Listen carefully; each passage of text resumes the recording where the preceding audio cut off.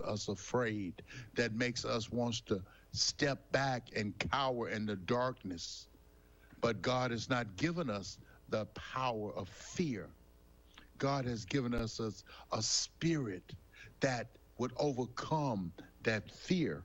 So we need to know, and we need to call on that name of Jesus, because God has filled you with spiritual power. That spirit gives men courage to rebuke sin. Micah 3:8 says, "But truly I am full of power by the Spirit of the Lord, and of judgment and of might, to declare unto Jacob his transgressions, and to Israel his sin." My brothers and sisters, today is the day that you can step forward, that you can step out and be not ashamed, because you don't have to be afraid. Fear is of the enemy. Fear will paralyze you. So today, men, I speak to you. Men, women, I speak to you. It's time to step out and to understand that God has given you a duty of self-control over your spirit. Proverbs 16:32 says, "He that is slow to anger is better than the mighty, and he that ruleth his spirit than he that taketh a city." You have power. It's just a matter of knowing how to access that power. And you access that power through prayer, through fasting, through calling on the name of Jesus, through remembering who you are and whose you are. You've been bought with a price. You've been paid for with the precious blood of the Lamb, my brothers and my sisters. So let us execute the duty of self-control. You can control your life. You can control your attitude. You can control that anger. He that is slow to anger is better than the mighty, and he that ruleth his spirit is better than he that taketh the city. Friends, do you understand how hard it is to take a city? But you can control your spirit. The Bible says we can do all things, not one thing, not two things, but all things through Christ, which strengthens us. So on this Monday, I would adjure you to stand fast, stand in the liberty wherein Christ has made you free. That freedom, your freedom was not free. Your freedom was paid for with a price.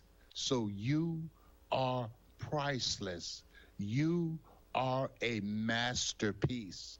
Why? Because you are a piece of the master, my brothers and sisters. So be not afraid. Step out, step up, look up, ready to go up and speak up. Let someone know that greater is he that is in me than he that is in the world. Men, it's time to fight. It's time to take back what the enemy has stolen from you. Let fear be a thing of the past, and let persistency be your movement right now. In the name of Jesus, I pray. Amen. Where can you buy a brand new Nissan with a lifetime warranty? Kingston Pike. Hey folks, Gerald Anderson with Ted Russell Nissan. You heard it right. Every new Ted Russell Nissan comes with a lifetime warranty, and that's a long, long time. Ted Russell Nissan on Kingston Pike. Good morning and welcome to AM 1380 WYSH and Ask Your Neighbor. Ask Your Neighbor can also be heard and seen on our website, WYSHradio.com. And if you are in Anderson, Rome, or Morgan County and have Comcast cable, you can watch Ask Your Neighbor on BBB TV Channel 12. Ask Your Neighbor is the program where you call in and do just that. Ask Your Neighbor. Do you have a comment? Do you have a problem? Or do you have a question? Then call in and ask your neighbor. 865-457-1380 or toll free at 877-711-4005. And for those of you that might be listening or watching on the internet, you can email from our website, WYSHradio.com. Just click on the Contact Us button and email your questions. Now sit back and listen as listeners throughout East Tennessee and the entire world answer your questions on Ask Your Neighbor on BBB TV 12 and AM 1380 WYSH. Good morning, everybody. Here we are. It is Monday morning, and we're getting ready for some fun stuff. The Anderson County Fair getting ready to kick off here in Anderson County. Who came up with the name, guys? David and Josh are up here with me this morning. Who came up with the best 6 days of summer? Do y'all remember who came up with that? Be the president, Steve. Oh, did Steve come up with that? Yeah. Well, hot dog. Yeah, that stuck, didn't it? He come up with that, and that's sort of stuck. You know? Yeah. So our carnival, here's a funny story. Most of the carnival people, the way they travel today, you know, ours will be open on Monday. Mm-hmm. But a lot of fairs they go to, they don't open till Tuesday. Gotcha. So they asked Steve a couple years ago, said, hey, let's come in, let us open up on Tuesday. It makes it a little bit easier on us. And Steve said, wait a minute. Anderson County Fair is not the best 5 days of summer. It's the best 6 days of summer. So we're 6 days. We're a 6 day. This is our 135th year, and we're right. This will blow your mind. Okay. It blew my mind when it happened. I can't remember if John, I believe he was there when Harold said this. Harold Farmer told us at one of our first fair meetings that this would be his 75th fair. 75th. 75th. Wow. I'm sure that I'll be around for 75. Yeah, I won't make that many. Me neither. And he ain't missed a meeting. And he don't miss. Oh, wow. He don't miss a meeting. He's still over. That's got to be some kind of record somewhere. He's still over a department. Tractors. He's still over the tractors. I love it. Crops. He's over nominating. If anybody gets nominated for office, you go. I mean, it's through. He's the one that brings that all forward. So we're not talking somebody just come for 75 years. He is an active, full-fledged member, working member today, and does just as much work as anybody else. And there's not a better. You want to know something about the Anderson County Fair? Harold Farmer, buddy. He can tell you some things that are simply amazing. It's been a number of years ago, but he came up and even brought one of the first knives that he got from the fair when he was a young man working it 60, 70 years ago, whenever it was. That was pretty cool. It's neat. There's a lot of heritage. There's a lot of folks that have been going to the fair for a long time. You guys got, what is this, a hypnotist? Yep. It'll be the first one ever in the history of the Anderson County Fair. I was going to say, I was just glancing at this, and I thought, what in the heck is that? So what is he, just that stage hypnosis? That's going to be fun. Y'all ever been in one of those? I have. I've never seen one. So. I've seen one on stage, and then I've seen one at the fair convention, and it's. I really think we need to get Mike Farley needs to be the one. Oh my gosh! If he's going to hypnotize Farley, let's do it on the radio. We can make him say some fun things. Well, that's what Farley's afraid of. So, hey, to get off, quick story. Me and Josh and two others, we pulled a joke on Farley. Okay. We always have a fair dinner. Our last meeting before the fair, we have a big fair dinner. We all have a big spread. Mm-hmm. So we told Farley I knew we had some guest speakers coming.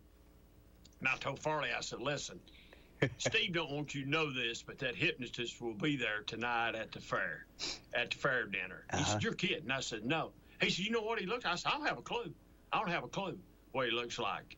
So Mike come in, he's scanning the room, and everybody's telling him, Mike, you see that guy right over there? You see that guy right over there? Mike says, that's him. That's the hypnotist. Well, that was the lady that was going to talk, our guest that was going to talk. That was her husband. We didn't really know him, and Mike for sure didn't really know him. Well, Mike wouldn't get around. He stood at the back. He stood at the entrance coming in the room and watched him, and finally we had to tell the guy, hey, if you think this guy's acting funny, man, we told him you're the hypnotist. He didn't want to come in the room. He stood up and walked to the one side. Mike went to the other. He stayed away from him. Because we told Mike, if he makes eye contact with you, he can get you and get you locked in. Mike wouldn't even look at him. Mike wouldn't have nothing to do with it, so that's just a funny story about that. He's worried about what he's going to tell. That's what he's going to tell. He says he ain't got nothing to tell. He's been a good boy the last 10 years. Well, he said, sure, okay, sure. So, but anyway. 10 years, that's probably close, but I think they probably go back on him maybe further. There's no limit, no time limit on going back in that stuff. I watched him do a girl that's in our fair now down in, I believe we were in Nashville at the time, and it was hilarious. Oh, I've seen a guy do it and make people cluck like chickens and everything else. It's hilarious. It was hilarious. So, that's going to be fun. But like I said, this is our 135th year, and I'll let Josh talk.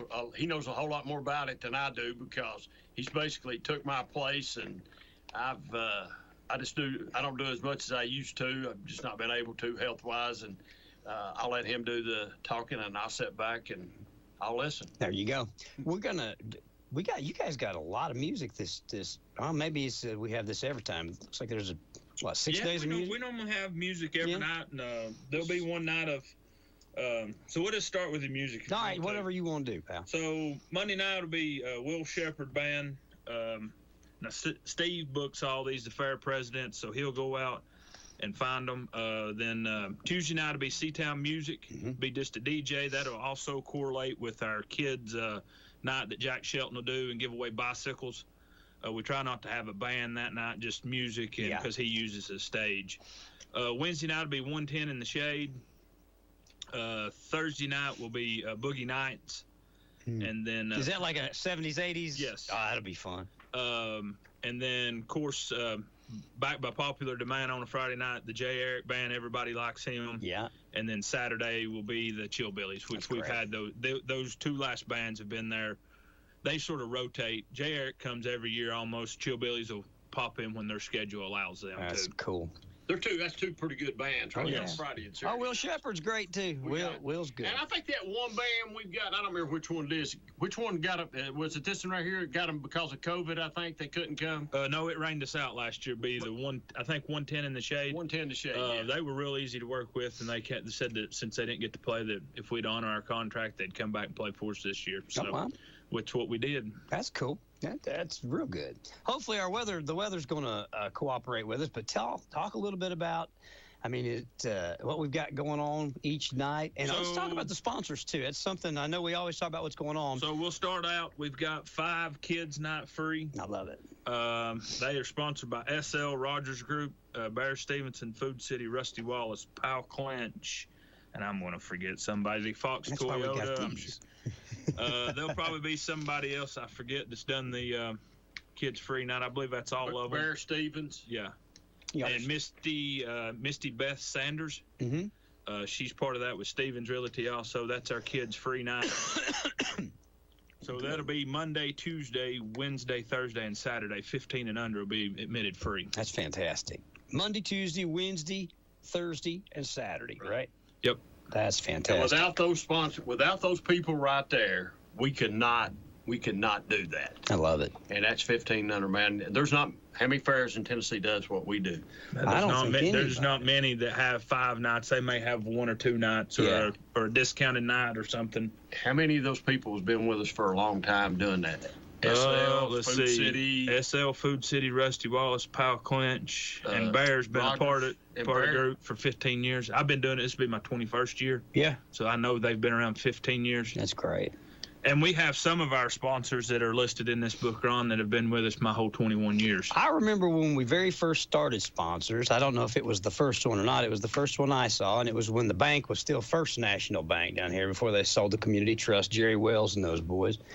And they were set up giving out water up top. And I remember that was the first year that we started selling. Still with us today. The bank's still with us. It's Community Trust now. Yeah, they're still with us today. Yeah. They still do a sponsorship today. They've been with us all that. So that's worked out well. It's worked out well. And our sponsor list, golly, we can't. If we really tried to name them all, Josh, we'd be here probably tomorrow. The show would run out. The show would run out probably. But yeah, there's so many. that you've been with us.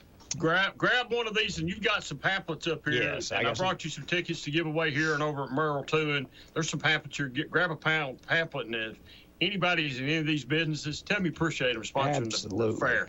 Now let's back up for just a second. Talk about the elephant the elephant that would be in the room. Okay. Would be our admission price. Gotcha. We've always been $5. Yep. Always. Uh-huh. And this year we couldn't do it. We've the last 3 years we've left arguing about $5. And this year our insurance that's just went up almost it tripled. Yeah. Supplies, we just didn't have no choice. But with the free 5 nights of kids 15 and under, it's really not a bad deal if just the adults paying the $10 to get in over the 50. If that's it. So it's still, we're in line with most of our fairs around us. Jefferson County went up. It's still cheap. $10 is still Green, cheap night of Morgan, entertainment. all of them around here, we were the lowest. And we're still going to be the lowest because we're giving the 5 nights free way for kids to get in, man. Did James Gang have to go up on their prices? That's great because they, the diesel and all the stuff they have to use has went sky high. Right there at $20. And, that's great. We're right there, so really no change except for that one change right there, and of course the season pass changed. Which the season pass changed from 20 to 40, but you still get 2 free nights off after you buy a season pass. I've got those season passes. If anybody wants to buy one, you can catch me at the fairgrounds probably this week, later on in the week, and get you a season pass. And save you a couple nights if you're coming every night, which a lot of people do. Well, yeah. So that's just a big thing, and unfortunately, we didn't have no choice but to do it. I'm trying to see what night I got my boys so that I know what night I'm coming to the fair. I know I'll be there. So talk a little bit. Let's go back and talk about some of the things that are going on. We talk about them every year, but every year. All right, well, we'll just start on July the 15th, Monday. Good. It'll be the Fairs to the Fair Princess Junior and Senior Division. Okay. And those are sponsored by Mayor Terry Frank, Community Trust Bank, Powers and Price Orthodontist, Leslie Growth Health Market. So that'll start at I'll tell you the time. 6 o'clock. 6 o'clock. So Gotcha. all that'll start at 6, and then of course gates open at 5. That starts at 6. Rides will start up shortly after that. They'll be able to ride to your heart's content with a wristband. And Monday's free. Get in free. Yes. Sponsored by Fox Toyota, right? They are the nightly sponsor, and that. Yes, and that will be sponsored. The Kids Free Night on Monday night, sponsored by Bear Stevens and Beth Sanders. Oh, okay. Gotcha. Yeah. So. Gotcha. And then Tuesday night will be the Kids Fun Night, sponsored by Holly Gamble, and also we'll have another round of the Miss Tiny Miss pageants. That starts at 6. So Jack Shelton will do that night, and he will hand out his bicycles. And that night is sponsored by People's Bank. People's Bank.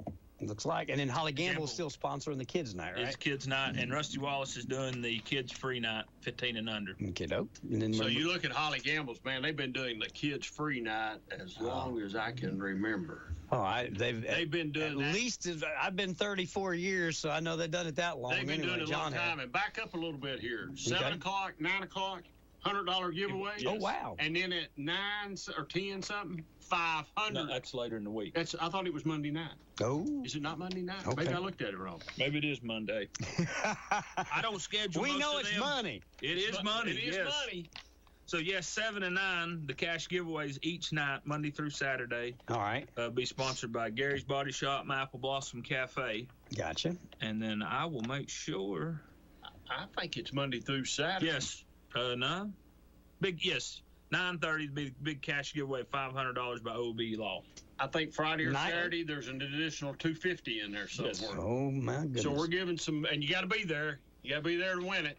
So at what time? 7 and 9. 7 and 9's $100. Okay. It's $100, and you get your tickets right outside the fair office. The Fair Youth Board will be handing those out. Yep. And then they'll do another ticket giveaway under the big tent at 9:30, and that's a chance to win $500 on Monday. Ooh! Now, are they going to do the 500 each night, or just Yes. Oh wow! Tuesday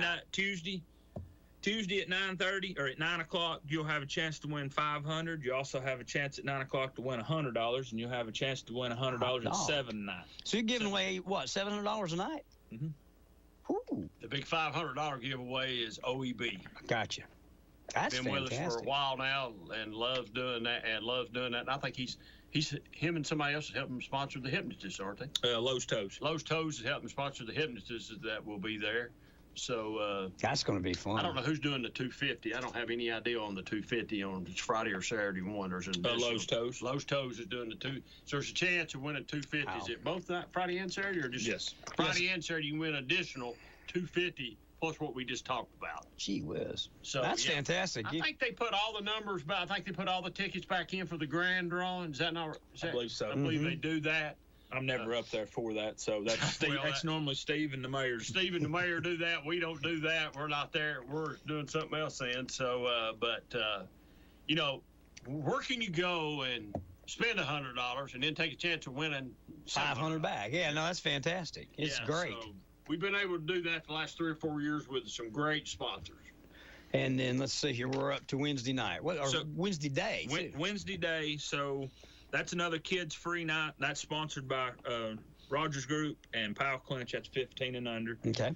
And the nightly sponsor on that is Health Market Insurance, Leslie Gross. Mm-hmm. And then that day, gates will open, and that will be Senior Day. Bear Stevenson will be doing his hosting and pig calling, and that's Bear Stevens Senior Day. That's Bear Stevens Senior Day. And then also Fox, Farley, Willis, and Burnett will be handing out free ice cream on that. So there is one change to Senior Day. Okay.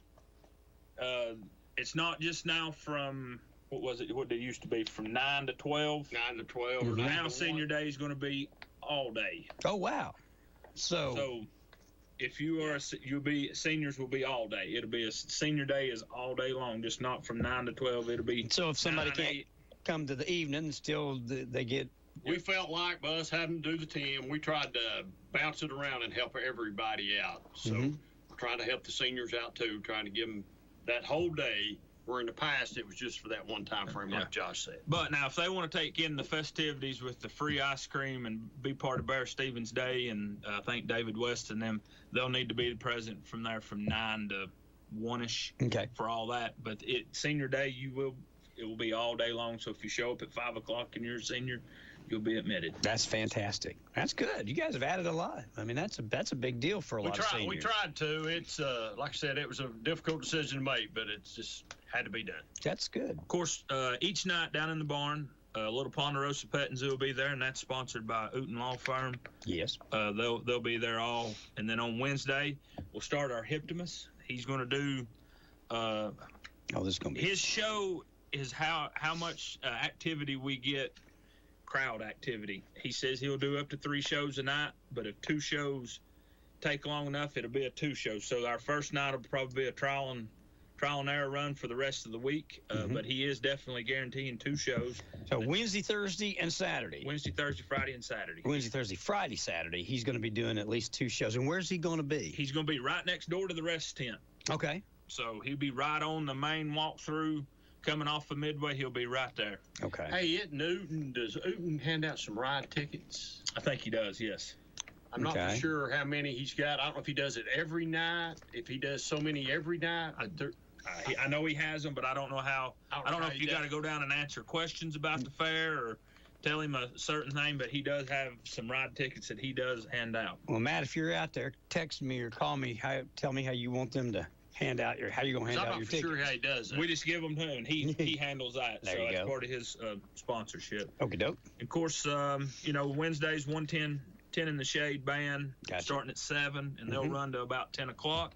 Gotcha. Of course, also at 7 o'clock you'll have a chance to win $100 cash, and then again at 9, and then at 9:30 you'll have another shot at winning $500. Okay. And then Thursday, we're into truck pulls now. Here we go. Oh, yeah. This is where the going gets rough right here. It does get rough. So that night, Kids Free Night, sponsored by Food City. 15 and under will be admitted free. Yeah. Of course, gates open at 5. The hypnosis gal will start at 6. Truck pulls will start at 6:30ish. I would recommend if you're coming to the truck pull, you better be sitting at the gate at 4:45 if you want a parking spot. But also, there's another new thing that there's a chance to win another $250 each night at the truck pool. Oh, wow. On top of what we're already... On top. So Thursday night, you got to be present at the truck pull. There's going to be a youth board out there handing out tickets. And at some point, Mike Farley will have a little dead period in his show, and they're going to do a drawing. And that is sponsored by Drop and Go Dumpster, that $250 cash giveaway. Okay. They're going to hand out some cash out there also on Thursday and Friday night. Wow. On top of everything else, on top of the other drawings going on up top. That's fantastic, huh? So we couldn't do the truck pull without Gary's Body Shop, Lowe's Tows, Rusty Wallace Chevrolet, Ray Varner, Drop and Go Dumpsters, Powell Brothers, Grossum's Easy Tow, Quality Towing, and Jarrett Galloway Farm Bureau. Gotcha. And Gary's Body Shop and Lowe's Tows have been with us on the truck pull 21 years, forever. You started that sponsorship before I did. Yeah, since when we first started talking about doing it, I went to those two people and they said yes, and they've stayed with us and it increased since then. So they've been with us forever on doing the truck stuff. So we're thankful. People don't realize it takes all these sponsors for us to be able to do this. Yeah, we wouldn't have half this stuff going on if we didn't have sponsors. We probably wouldn't. Like it was 30 years ago. I was going to say we may not have a fair anymore. We may not have a fair anymore. You're exactly right. That. I agree with you 100%. Because it was getting to the point, it just without these sponsors, it wouldn't have had anything to go to the fair for. That's right. You know? So we do Thursday night, and then Friday night we're back with truck pulls. Back again with truck pulls, and that'll be Pal Clinch will be our nightly sponsor. Again, they'll be I'm sure they'll do their free handout bologna last up top. Oh, yeah, that's good stuff. Of course, also that night will be the sheep and lamb show in the barn starting at 6 with the Little Ponderosa Zoo. Farmer for days down there. Of course, we'll have the hypnosis again. Truck pulls will start at 7 o'clock on Friday. Okay. And then, of course, there'll be another cash giveaway out there at some point. You got to be present there. It's like you got to be present up top, so you can't. There'll be 2 totally different tickets going on, so you can't take your truck pull ticket, go up top and think that's going to work. So there'll be tickets just for the cash giveaway at the truck pull, and there'll be just tickets for the cash giveaway up top underneath the entertainment tent. Okay. So there's $250 out there. Now we got an additional $250 on Friday night up on top that'll go in. So you get plus $100. $500. You got $100, $250, and $500. Oh wow. That's plus the $250 out back. And you guys announce that, and then if you guys just got to be present to win, show your ticket. They'll call tickets. They'll give you a chance to answer, and if nobody answers, we'll draw it. Yeah, I saw Tim last year up on stage with $100 bills giving them out. He does. So you'll be able to go, if you're looking for the cash giveaway, up top, go outside in front of the fair office. There'll be a youth board information tent. See the youth board and Patsy Thurman or Adam Stair, and ask them how you get tickets for the cash giveaways. They're the youth board handles all that. They'll give you a ticket, put it in a bucket, and they'll do the drawing there. Oh wow, cool. And then you guys announce it over the PA system so people hear it. Yeah. That's great. And then Saturday night? Of course, Saturday night will be another kids' free night sponsored by SL. The nightly sponsor also will be Steve Pite Insurance. Gates open at 5. Rides will start about 6. That'll be the open beef show. Okay. Starting at 6 down at the pavilion in the barn. Of course, the hypnosis will be there again.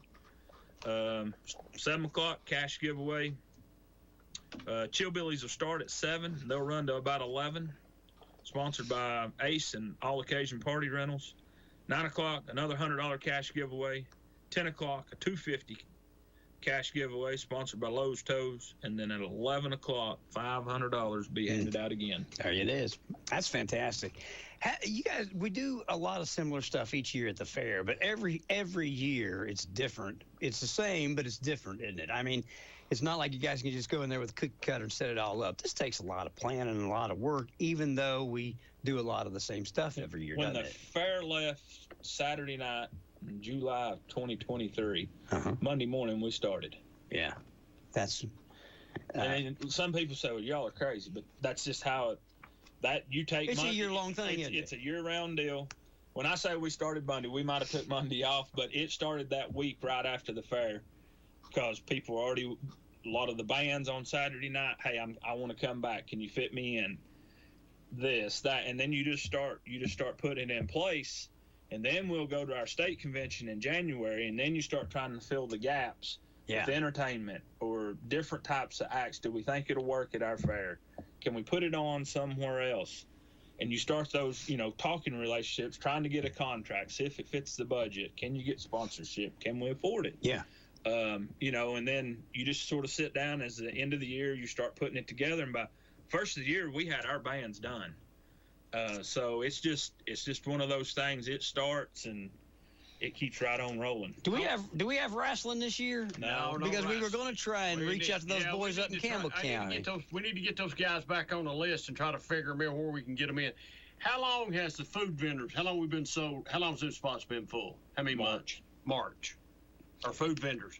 Josh, when ET got sick on us, a lot of people had to step up. Oh, I was going to say. Take his place. So we had ET of one, and it took about 5 to step up, take ET's place.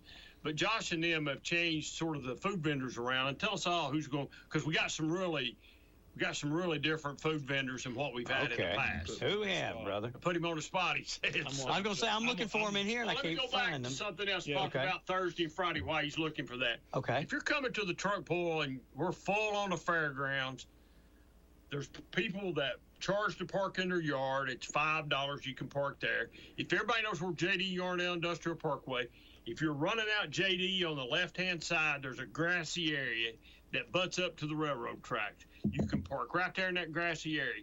As you're coming onto JD Yarnell, there's a big green island that's got the industrial park sign where all the signage is at. That's someplace else. If you're in a truck or something, you can get up on that green island. You can park there. That's part of overflow parking for the fair. Gotcha. Most time there's a sign there, especially on Thursday and Friday. There'll be a sign that says overflow fair parking there. So there's plenty of places that's really close. If you park on JD, you say, well, that's a long ways. It's a block. It's one block. It's one city block. It's walking from one end to the other end. And you'll come out right at a gate. You'll come out right at a gate. 3 gates, be a matter of fact. You come out at 3 gates, depends on which one you walk out at. Yeah. So you'll be right at a gate that you can get right in. It's not and that you don't far. have to go around in circles for an hour. Yeah. Eventually go out there and park. Just go out there and park to start with. There you It's go. no different than being at the food city when winter weather's coming and you need a loaf of bread. You're all the way down to the gas station. No, we don't. Wait. It's about as far. So we say this every year, and these guys get on me about saying you got to come early if you're going to park. If you want to park on the ground, you got to come early. Yes. And you have to set in traffic. There's just no way. To get in or out, you will. It's just part of it, but guess what? They're probably not going to start without you being in there, so don't worry about it. We'll wait on you. Farley don't start on time, okay? He's always a little late. You'll be all right. We'll be all right. I'll tell you what, he runs that. I mean, he runs the truck pull well, but man, he's focused. You don't want to mess with Mike on those nights. No, what's dangerous? He's been focused a little earlier this year. I think he's been ready a little earlier. He usually don't get ready till like Friday. The night of, Friday before the fair. Exactly. We always know he's ready because he comes in and brings all his stuff and gets it all in, gets everything set up. We say, all right, Farley's engaged now. He's been engaged pretty much all year this year, so it could be dangerous out there. You never know what's going to happen now. What about the food vendors? Did you find them? Yes, so we've got a new one this year. It's called Bus Stop Burger Shop. Bus Stop Burger Shop. Yep. They've got a little bit of everything. Slice, oh baby. It's going to be a pizza food truck. And then we have the Good Hombres Taco, which he was there last year. Newberry's concession is sort of like an Italian ice deal. He's been there in and out before. Yes, sir. Hillbilly Concessions, they were there last year. They done lemonade, the ribbon cut, I think, potatoes, and I don't remember what else he sells. He's got a little bit of variety of different stuff. Of course, Black Oak Baptist Church will be there. They normally have your Southern cooking hamburgers, and then I think they used to do pinto beans at one. Hot dogs. Yeah. Then you have Chattanooga Boogie Kettle Corn will be back. Lions Club burger. H&H Concession, they do they do some ice cream and some other stuff. They'll be down on the far end next to the tent. Okay. And then they'll have Rhino's Roadside. barbecue and then bologna. He'll have a little variety of everything. So, and then of course you got all the food trailers that come with the carnival, from your corn dogs. And I'm sure there's somebody out there doing funnel cake, probably. Oh yeah, Melinda's funnel cake. Yeah. I did forget her. She's been with us forever, and she'll be doing funnel cakes there right on the corner. All the fun stuff that we love that you go to the fair to eat just once a year. Well, so there's good fair food. It's good fair food. I'm not going to have a fried Oreo cookie till I'm at the fair. You know what I mean? So if you're out at the truck pool, there'll be a monster truck. Pop Doctor's going to bring their monster truck for show and tell. Everybody can look at it. And then also every night of the week, I know I'm going to mess this up, so I'm going to look up Farley's text. Okay. Bailey Zimmerman has a show truck, or truck he's giving away, is going to be there every night that people can come and see that. Okay. Country music artist, Bailey Zimmerman. Yep. Okay. So he's going to have a truck there. What, you register to win it or something? Register to win it. Okay. It'll be across the fairground setting. And I know it'll be Thursday and Friday night out at the truck pool. Got it. Well, I didn't. That's pretty cool. How'd you guys end up doing something Mike with him? somehow ended up with that deal done about 3 days ago. So Okay. It's taking a little bit, but yeah, that truck will be there. You could enter to win the keys to that truck. That's pretty cool. There you go. All right. 60-some people. How many booths in the armory? 60 something. 63, I think there's 62. two or three left. Anybody's interested in setting up an inside booth to promote your business? It's air conditioned. We have some available. Just go on the fair website under inside vendor, fill out a form and pay your fee, and we'll get you a booth set up. Todd does that. Todd Temple. Hard getting somebody or getting folks to jump in and fill ET's shoes, hadn't it? It's been Took a bunch. it has been. That's a huge, a lot of folks have stepped up. A lot of people have had to step up. ET goes down, I go down at the same time, about the same time. Mhm.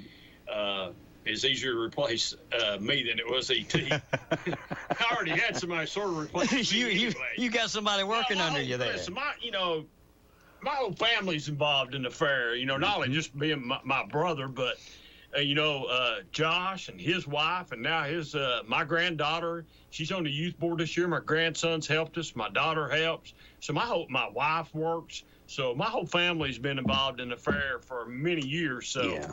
it's a family thing for us to try to keep it going. So Well, it's a lot of hard work, but in the end, though, when you get to see all those kids up there, it's having a great time, and then you get out in the community and you hear about people talking about how good a time they had at the fair, it's worth every bit of the sleepless nights or the tiredness or whatever that we'll go through in the next week coming up, because there'll be some long nights. I'll tell you what. Some long nights. It's hard to take a family. When I got Trey, I've got 4 kids. You know what I mean, and then Tracy and I. So you got 6 people. Where else can you go where all 4 of the kids get in for free and it costs us $10, and you've got a complete night of entertainment? Whether or not you want to spend any more money in rides, you still got entertainment going on all over the place. If you look at our entertainment, it's free. Yeah. In some locations, you got to buy an extra ticket. Well, in Knoxville, you have to pay to go to the entertainment once you paid to go to the fair. Entertainment. Yeah. There is some entertainment that's free over there, but if you're going to one of their big concerts, you're buying a ticket to go to that concert. We're having a band for you that you can sit down and go and come as you please, and it's absolutely free. And I'll guarantee you on Friday and Saturday night, I'll put our 2 bands up Friday and Saturday night against anybody's around here that they're having, because we've got 2 really good bands on Friday and Saturday night. That's fantastic. They go way back, and they're well known in the Knoxville metro area. It's 2 well known bands, and there's a lot of people that have a pretty big following. Just to be honest. Yeah. How'd you guys end up with Will Shepard this year?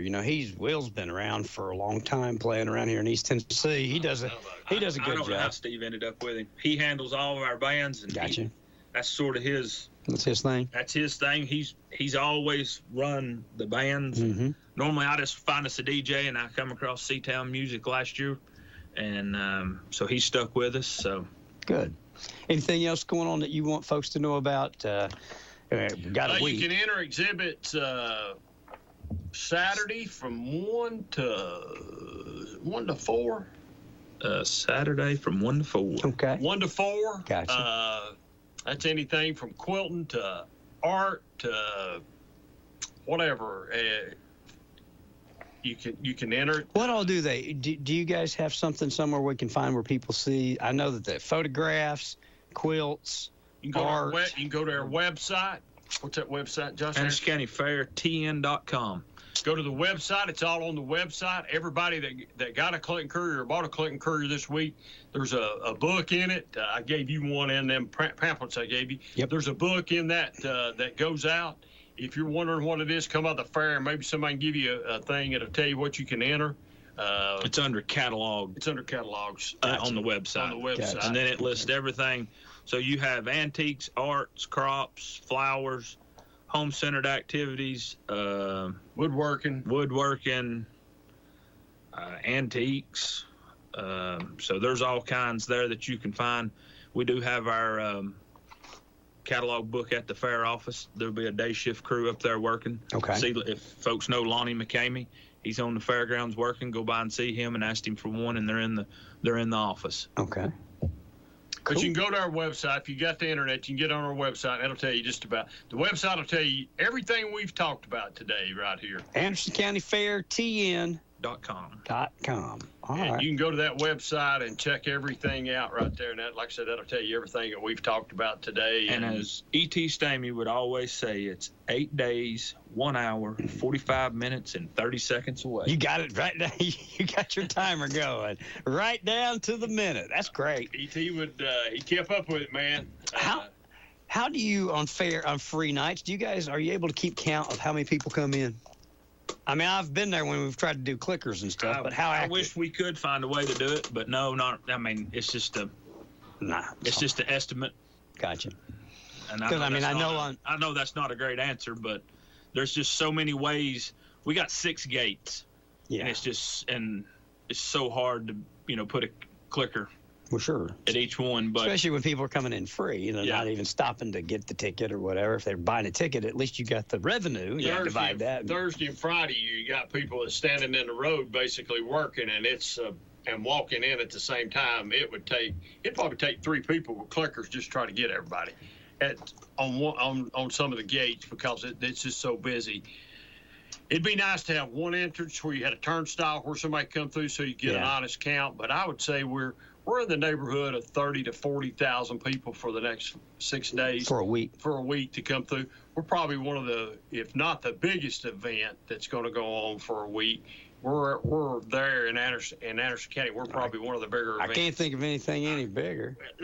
Your high school football games around here on Friday night will bring some people, but that's one night. Sure. And you can do that over the whole month of a season, but we're a huge event that goes on for 6 nights. That's how many people you'll be. If you're a commercial vendor inside, man, there ain't no telling how many people you're gonna see. Have you guys thought about, like we were talking about wrestling, the rodeo? It's just hard to bring a lot of stuff, isn't it? Well, it's hard to bring, like the rodeo. We'd love to have the rodeo. Mm-hmm. It's just financially not feasible. It costs too much money. The cost is just. And it'll cut down on our park. It takes over a third of our park. Down in the field. Probably a half of our parking Monday, Tuesday, Wednesday, Saturday. So for 2 nights, we lose that whole back parking lot. So we only technically have the three baseball fields and J.C. Park to park at on the grounds because you have beef and sheep show going on, which that takes up all the parking down at the barn gate on those nights. Okay. So that's why it fills up so quick. And then we're landlocked. Sure.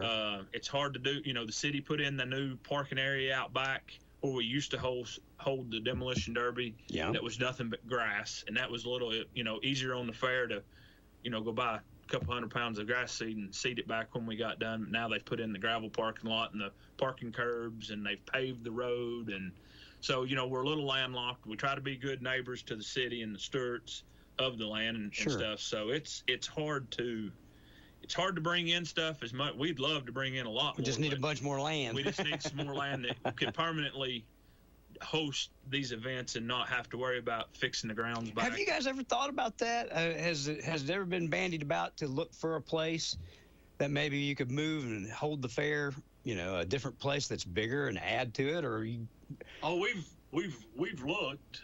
I mean, once again, but it just takes, the way property is today around. There's probably not anything in the city of Clinton that we could utilize today. Yeah. And plus, how much bigger would you want it? Because, I mean, it's already a handful to put it on. It'd be nice to have it bigger and have where you had about 1,000 parking spots, maybe 1,500 that was paved, marked off where you didn't have to worry about somebody to park cars. Yeah. They just find a parking spot and have one central gate to come through and have everything right there. That you could have an arena for a truck pull, that you could have an arena for like a rodeo like you was talking, or a horse show, either one, where you didn't have to share, where we had multiple places. But we're just like every other county fair around here. We're all sharing stuff. A lot of county fairs, believe it or not, share property with the cities. And you go to a fair, there's Smith County? Mm-hmm. There's a road runs right through the middle of Smith County Fair, and they close it off during the week of the fair. Close the road. Yep. They got a gate. They got some gates they could close, but there's a road that goes right through the middle of the fairgrounds. And they close it down. And they close it off during the week of the fair. It's one of the neatest fairgrounds I've ever been to. I mean, that'd be something. All the county fairs are calling each other. Hey, do you got an extra this that we could borrow our week if you're not using it? Or, hey, do you got any extra workers? Because everybody's looking for volunteers. Sure. It's just you sort of do the volunteer thing. You lend the hand where you can. You have people asking for stuff that you use, or, hey, can we come look at your fair and get some ideas? And we talk. That's the main part of the January conference. It's all 95 counties get together in one central location, and everybody's like, hey, well, what are y'all looking at doing? What are you looking at doing? How big's your fair? Because we're all in like single A, double A, triple A, and then a regional fair. So we fall in the triple A, but we still talk to the single A and the double A fairs, because on a smaller spectrum, they might be doing some picture show or a light show on a video board that we could do, because they can't host a truck pull or something, or they're doing something different, smaller for kids. Sure. That we might have just enough room to do that, So we're always looking. Steal all their good ideas and lend them ours. So, they come and get, they come to the bigger fairs to look and ask us and hope that they can take something small back and do it at their fair. So. And we loan some of our cattle gates and stuff to Knoxville Fair. Really? Yeah, they'll come get some of our pens and just use them. Swap them out. We just swap them. We just let them. They'll get them. They'll bring them back. If we need something from them, we call and we could borrow it from them. So everybody helps everybody out. So all 95 counties don't have a fair, do they? Campbell County doesn't have a fair anymore, do they? No, there's some people call. Let's say I think there's some people that has looked at putting a fair on in Campbell County. I don't know what's happened.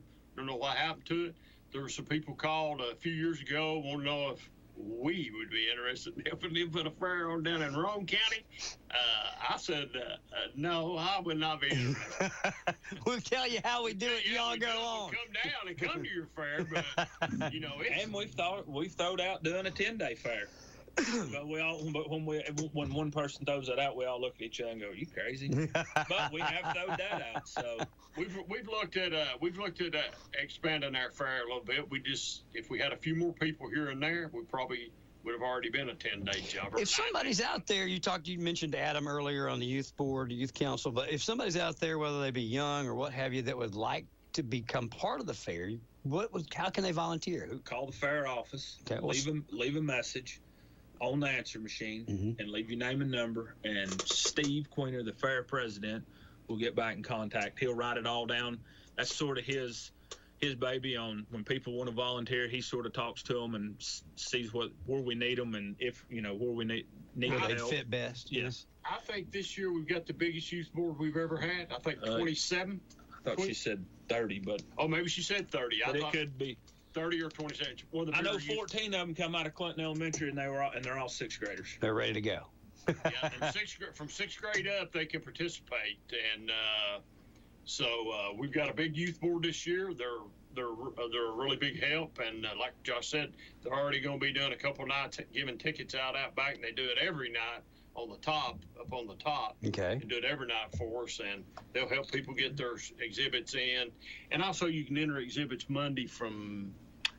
Look at that. It's 9 to 12 maybe, or something like that, or 10 to 12, or it might be 8 to 12. I don't remember. You can do it on Monday too. We'll send people. I'm going to put a link up on our site to the website for the fair, so you guys can just go to wishradio.com. I'll have it there. I'll link it with our Facebook page too, so you can get all of it on there as well. So we'll get. But you can, if you got an exhibit, bring it up. We'll get it in, or we'll find a place for it, or try to find a place for it. We don't want anybody to miss out and not enter something. I mean, you're anybody that's wanting to enter exhibit on that Saturday. Is that right? The bill lady's sitting under a white tent right out front of the fair office, and there'll be a sign that says exhibits entered here. Okay. Her name's Amanda. She'll be sitting there with a computer. Walk up, tell her what you have. She'll ask you, get some information, because it's all tagged and logged in, so we know who's entering. But she'll be sitting right there underneath the white tent. There'll be a sign up that says start here, enter exhibits, and that's where you'll need to start to get your tickets. Even if you're doing crops, if you're doing antiques, if you're doing photos, quilts, you have to go see her first to get your little entry tag. You guys got rabbits and critters and all those shows too going on, don't you? Too all that's going on. So if they're taking rabbits in, you'll see C.J. Wright and Carl and Susan. Right, they'll all be down in the barn taking in the rabbits and all that. So cool. There's a lot going on. There's, like I said, there are beef and cattle, and then it's goats and sheep and pet and zoo every night, and then farmer for the day. And down there every day, the Wrights do that farmer for the day, and I think the youth board helps with farmer for the day, and ice cream to be given away at senior day. And I assume, speaking of that, how is David West? Last I talked, he's still real sore. He got fractured ribs where they did CPR. CPR on him. So, but he, as far as the cardiac arrest, the stuff that happened, he's over that. They fixed his defibrillator and some other stuff. So I don't know if he'll be here Thursday or not. I'll call him after the show today and find out. So hopefully he'll be here Thursday, and hopefully he'll be out there Wednesday. Yeah, because it's senior day. He's the main character at the fair. He is the main character for senior day. Him and Bear. He's been doing that for, I don't know how long. He can tell you how long, I'm sure, but he's been doing it for a while. Yeah, been doing it for a long time. I know they look forward to it. It's a lot of fun, and I know the seniors look forward to having them. So hopefully he'll be all right. And so, like I said, that's it in a nutshell, man. That's what it is every year. We try to put a good event on, and we hope everybody has a good time and enjoys herself. And you'll see somebody at the fair that you've not seen since the fair. It's the way it is. Every year. Hey, when did the last time last year at the fair? Last year at the fair. You were about right here. Sometimes it's either the fair and the Christmas parade. I see there's certain people I see at the Christmas parade each year. It's fair each year. That's about right. That's good. Where you see it at. So, well, your go-kart still of the 3 go-karts that we now have. Still running? It's still going, and it's the go-to one. It just broke a week before last, right before we went on vacation. Trey had, I think he had Tracy in it at one point. He was riding people around, and he bent the axle. He hit so hard, he bent the axle up. So Racing Jason's been working on them and fixing it. But, yeah, of the 3 I have, the red one, the one we got from you, is he's always the go-to. He always runs until he bent the axle.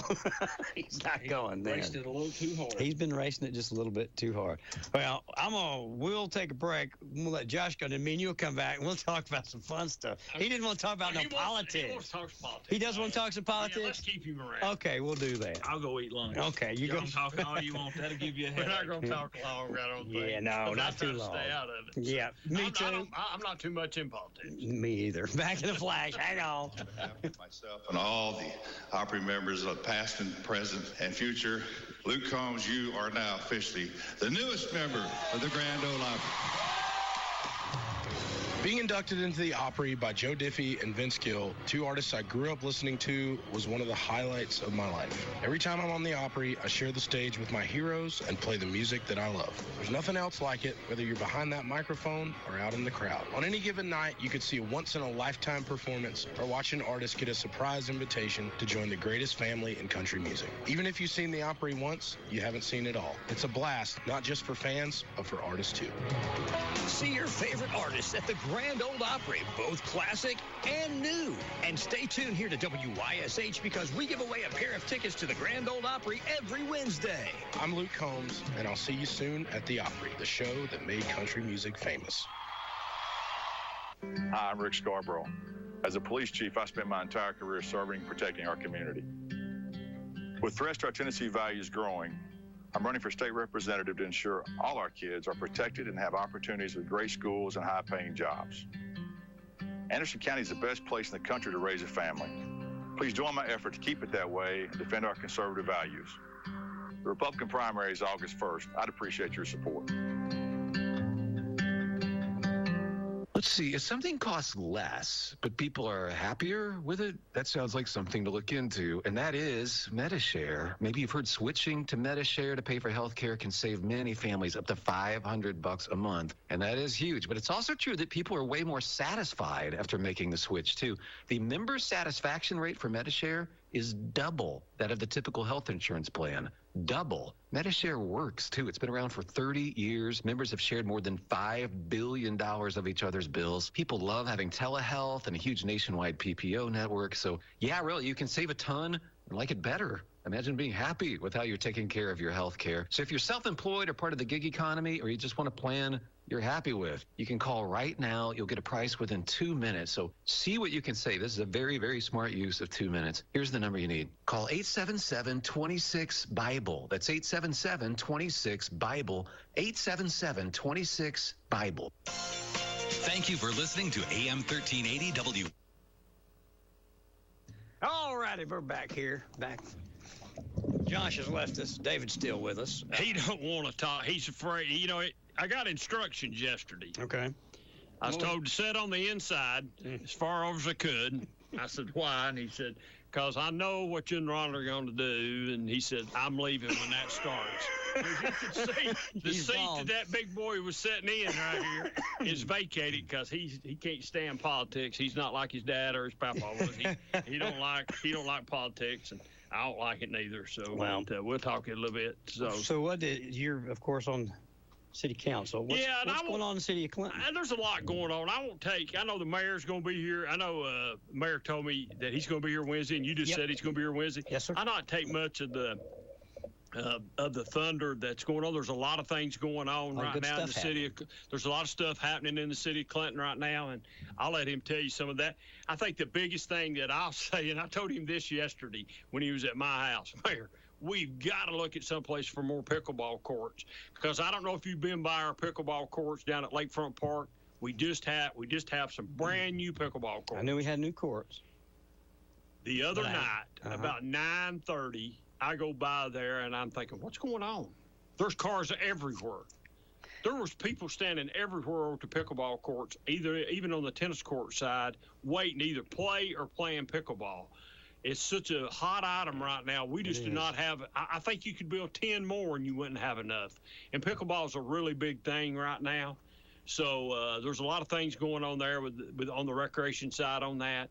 And there's still – Clinton's still growing, believe it or not. Oh, yeah. There'll be – man, there could be some announcements coming here, and I'll leave that for the mayor to talk about whatever he can. I don't know what he'll say about it, but I just think there's some things that's been talked about for a while that's probably might come to fruition, and that really happen. Will make some areas, it could possibly grow some areas. Are we looking to do anything like with the dog park? I know that's our a passive park right now, and then you've got it right there. It attaches on to what Joe's doing. So is there any? So I knew we had a dog park, okay? Yeah. And everybody knows I've been a little hurt. I lost part of my foot, and I'll go into something. I got something I want to say before I leave about something else for guys especially. And Gotcha. you'll know what I'm talking about. You'll relate to what I'm talking about. Yes. So everybody talk about our dog park, and I'm at a certain I'm at a business, and this business, one of the partners in the business comes up to me and says, David, I want to tell you, y'all have one of the nicest,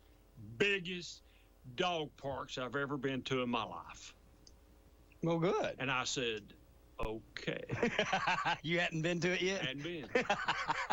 I haven't So either. he said, Not with my dog. He said, and I live in Knoxville, and this dog park is really great.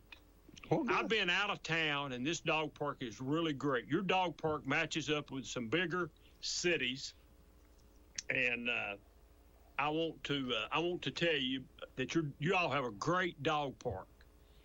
And I said, well, thank you. And I told my wife, let's go to the dog park. Let's go check it out. And I did, and I was amazed. We have a beautiful dog park over there. It's huge. Yeah. There's a huge area over there for dog park. We got a little frisbee golf over there. You can do. There's a little bit of it. There's some other room for some expansion over there eventually. But our dog park is unreal. I mean, if you've never been. A lot of people don't know about it, but it's over in South Clinton. It's behind the Town Talk. Yep. Easy to get to. Right on the water. So just to go back up, Josh, see, he left too early. He's remembering. He could talk about that. Well, he's a big pickleball guy. He loves pickleball. They're having a pickleball tournament on July the 27th down at Lakefront Park. Okay. They got people coming as far away as Murfreesboro to play in this pickleball tournament. Coming here and playing a pickleball tournament. So that's how big pickleball is. I knew it's gotten big. They're doing a fundraiser to help somebody for fundraiser on the 27th. Okay. Starts at 10 a.m. and they'll do that pickleball thing. But we have a great. If you go over behind the Town Talk and run out through, you'll see. You can go right to the dog park. That's where they shoot the fireworks is shot from over in that area. Yep. That just went off on July the 4th, and which those guys that did a great job on the fireworks. We had another great fireworks show here in town, and huge. Man, good. I don't know if you've seen the crowd. I don't know if you've seen the crowd was the crowd down on the ball fields. Wow. I was amazed at how hot it was. I was. How many too. people was down there? I was out at 3:00 in the afternoon, and I'm not exaggerating. There, you already had CPD doing traffic, and people were already parking over in the Kmart parking lot and setting out at 3:00 in the afternoon. I was blown away by the number of people. By 5:00, it was full down there. Luckily, I'm close enough. I just take my truck and back over my mom's driveway and sit in the tailgate of her truck and look that way, and I'm right there. And I don't have to go. I don't have to sit out and wait for 5 hours for a 25-minute show. So I'm lucky on that part. But, that's all those events down there JB and the Recreation Department put on was great for I don't know how many people. He'll tell us what a kind of estimate he had, but it looked like it was packed It was full. It was full down there. If you went down Riverside Drive July the 4th, there was something going on. I think there was something going on. We went by one yard. There must have been 100 people in the yard throwing cornhole. They had music going on. They had some guy singing on the PA, happy birthday to somebody. There you go. There was stuff going on. Riverside Drive. Listen, I'll say this much. If you're July the 4th and you thought you had something big, you better go check Riverside Drive out because they might have blown you away because they had some big things going on down there. That's cool. Riverside Drive. People was really taking interest in it and doing some stuff down on Riverside. It was July the 4th was really big, and keeping the taxes low, Ron. That's something. There's some of the guys on council more excited about this than I am. This is really. I don't get too excited about it because I know I know there's debt and to some things, but we're going to be debt free about this time next year. There'll be some debt come off. We'll start to roll some of our debt off before we were in debt over some stuff, and some of that stuff's going to. I'll let the mayor talk more about that Wednesday when he's up here because I'm still the new guy on council, even though I've been there for a while, but. There's just a lot of another year we gave good raises out to our city employees, not just police and fire, everybody. Yeah. And I say everybody. I mean, everybody that works for City of Clinton has got 2 really good raises the last couple of years, and that's all happened we've not asked for one dime from the taxpayers other than what they're doing today. We've not increased taxes, not one penny. We've managed to use what we get on property tax and then the increase from the sales taxes. The increase from sales taxes and stuff like that, we've been able to do that, so Clinton is really, knock on wood, really the good fortunes right now is really rolling. A lot of things are going on at the interstate. If you go up the interstate, you always see there's a new business or two going in up there. We just I can't remember what the name of that place is. There's a new pizza place up. They're more than pizza. I think they do a little bit of everything. I don't know. There's a pizza place up there. There's just a lot of things going on. I saw a new car wash get opened up there, too. There's a new car wash. Yeah, I go through that car wash there, and I take my truck through there. I can't remember the name of it. Don't ask me the name of it. It's a good car wash. There's 2 car washes. Yeah, there is now. There's just a lot of things going on up there, and, our schools, I'll put our schools up against anybody in the state of Tennessee. We've got one of the best school superintendents around in Kelly Johnson and her staff down there, and teachers and principals. We got some of the best teachers and administrators around here. I would put our K through 6 up. If you want to line your K through 6 up, I'll be more glad to stand with our K through 6 teachers and principals any day of the week, anywhere in the state of Tennessee. I'll stand with them. What, if any, effect or bearing with you as a city councilman has the school situation, stuff we're going through with Clinton High School? What kind of impact has that had with regard to the city, if any? I don't know if it's had any impact on the city school system other than maybe some embarrassment. Sure. That's going on. Yeah. And if you want to ask me personally, and I think I said this on the radio, I've not really commented a lot on it. It's embarrassing. Okay. Mm-hmm. I'm a Clinton grad. I'm a 1976 Clinton grad. It's embarrassing that it happened, or that it has happened. Sure. I assume everything that's being said is on the up and up, and it looks like it is.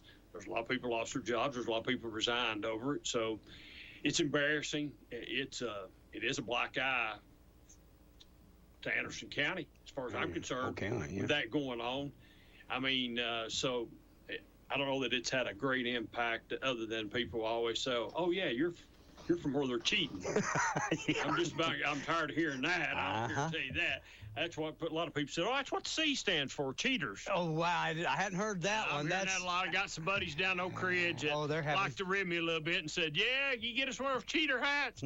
I said, what kind of cheater hat you talking about? The one's got a C on it? Mm-hmm. So, I've had to listen to that, but that's all in good fun, them saying that, but it is a little hard to listen to.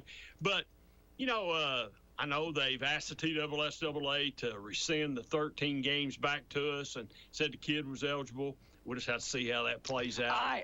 You know what? I hope that it was a mistake. That would be great if it was a mistake and everything pans out. But the new principal walks in and the first week on the job unravels all of it. You would have thought that the acting principal, if it was that blatantly easy to see, it wasn't. You know what I mean? Why did we go through all of this if it was just as easy as looking it up? And I mean, Robbie figured it out without being there.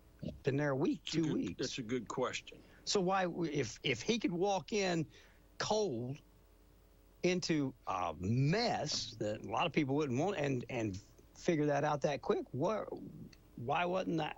Why didn't they figure that out quicker before we got so far down the road? I think the big question in the room. And it's a big question for this room. The question is too big for what I'm fixing to say, just for this room right here, where me and you're sitting in. The big question for the room is, why did Coach Keith get fired? Did Coach Keith get fired because he's accused of changing grades, or did Coach Keith get fired because he played an ineligible player? Well, okay, now this is what now you want to talk about this effect has been. This is the question that I'm being asked because people has asked me this. First of all, they know I was on a school. A lot of people get the city school board and the county sort of messed up. Yeah. They sort of think was on both, and I'm not. But a lot of people know I have done some sports in the past, and I keep up with sports. And that's a question a lot of people. What about Coach Keith? Mm-hmm. If it's just because an ineligible player was played and they let him go, and this player was not ineligible, should Coach Keith not be given his job back? At least offer. Whether he take it back or not, I don't know. I've not had any conversation with Coach Keith. None. Mm-hmm. Let me make that perfectly clear. None. I can tell you he's a good guy. He's done a lot of good things for Clinton and the youth over there. He's done a lot of good things for them. I think everybody likes Coach Keith and his family, and I think the world of him. Yes. Even today, still they do. Absolutely. And so I think if he's just because there was an ineligible player and there's been a mistake made, well, couldn't we say there's been a mistake and let's put Coach Keith back as the head coach? That's what I think. Well, nothing against Hammock that they made acting coach, because Jason was an offensive coordinator there forever. Yep. So I'm sure if this was all reversed, he'd probably, say, hey, okay, and I'm just going to retire. And because he had stepped aside and said he was going to give it up. But did we fire Coach Keith because of change grades, or did we fire Coach Keith because of an ineligible player? Well, I can tell you, and I was looking while you were talking because I wanted to be careful what I said. I know this. I know that the way that it was described to us is that it was a separate issue of the grade changing, and it was the ineligible player. That's what was told to us, and they were careful to make sure that we understood that they were two separate issues. There was a grade changing issue, and then there was an ineligible player issue, and the ineligible player is what led to not renewing Coach's contract. That's what I guess it was Ryan that sent me the information, and Dr. Parrott. So with that the case, I mean, legally they don't have to offer the job back. He didn't have tenure yet, so they can do what they want to do. But the moral thing to do, the correct thing to do, is if you made a mistake and somebody lost their job, fix it. Yeah. At least. So if you're up here and you make a mistake and you find out you made a mistake, you correct it as soon as possible. Absolutely. Whether it's going to your websites that you've got, all the websites you've got with everything going out, yeah. Or whether you do it personally and do it on the air. Yeah, you correct it immediately. It's sort of like when I sat down at Brad's on Friday night and say something wrong on football on Friday night, and I find out about it. Somebody corrects me about a score, I correct it immediately. Yeah. So that'd be the same situation with Coach. If that's the case, correct it. And I don't know if like I said, there's only I start to say there's only a handful of people that maybe knows. Dr. Parrott's probably the only person that can tell you what they're looking to do, what they need to do. What happened here. Well, see, they've got themselves hamstrung now too, because we've got two investigations going on, the DA and the sheriff's department. Well, now they can't comment on what's happening as we're happening in real time because of these investigations that are going on. I think that's probably why they're not talking about Coach Keith. It's the only thing I can think of. Why would they not come out and address that? My big question is, you've got you've got the smartest people this side of the Mississippi River over there teaching. How in the world did they not find it? How in the world they didn't figure? If we did or didn't play an ineligible player, surely to great goodness, we're able to keep up with it. Once again, let me reiterate, if somebody from down there is listening to this for Dr. Parrott, or he's listening to himself, Coach Keith has not talked to me. I understand. But from what I understand, if Coach Keith had some ineligible players and he didn't play them, I understand he had some kids that weren't eligible. They didn't play. Why would you not play kids, but then play one that's ineligible?